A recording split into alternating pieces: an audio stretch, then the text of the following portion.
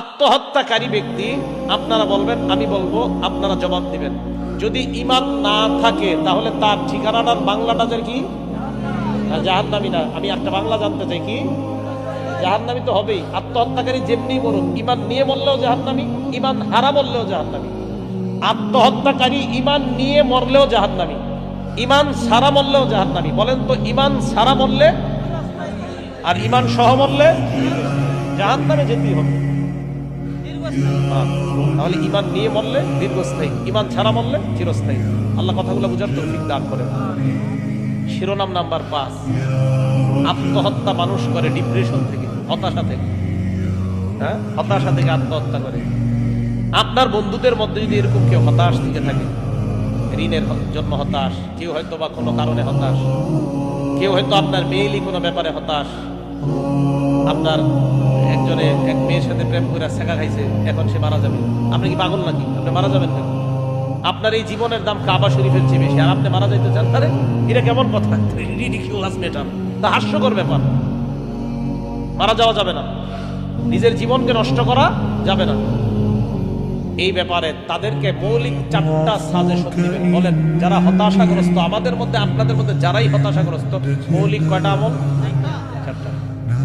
1 number Zikrullah, আল্লাহর জিকির করা। জোরে বলেন, কি করা? সূরা রাদ আয়াত নাম্বার 28 আল্লাহ বলেন, আল্লাযীনা আমানু ওয়া তাতমাইন্নু কুলুবুহুম বিযিকরিল্লাহ, যারা ঈমান আনে এবং যাদের অন্তর আল্লাহর জিকিরের মাধ্যমে প্রশান্ত হয়।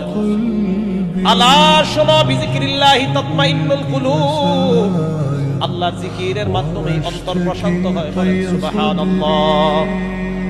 তাহলে আল্লাহর জিকিরের মাধ্যমে হতাশাগ্রস্ত অন্তরের মধ্যে প্রশান্তি দিয়ে দেখে আপনার মনে অনেক টেনশন, মসজিদের এক কোনায় নামাজের পরে বসে যান, বসার পর আস্তে আস্তে পড়া শুরু করেন সুবহানাল্লাহ, আলহামদুলিল্লাহ, লা ইলাহা ইল্লাল্লাহ, আল্লাহু আকবার, অথবা যা পারেন আস্তাগফিরুল্লাহ, লা হাওলা ওয়ালা কুওয়াতা ইল্লা বিল্লাহ।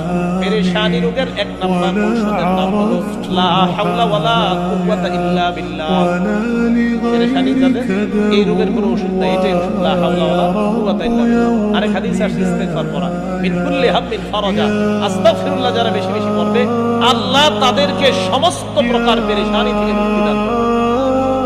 তাহলে জিকির করা, কি করা? জিকিরের মধ্যে শ্রেষ্ঠ জিকিরের নাম হলো তিলাওয়াতুল কোরআন, আল্লাহর কোরআন তেলাওয়াত করা। সবাই বলেন, কি করা? আল্লাহর কোরআন। আল্লাহর কোরআন আপনি পড়েন, বুঝে পড়েন, না বুঝে পড়েন, প্রতি অক্ষরে আপনি 10টা নেকি পেয়ে যাবেন। তিরমিজি শরীফের 29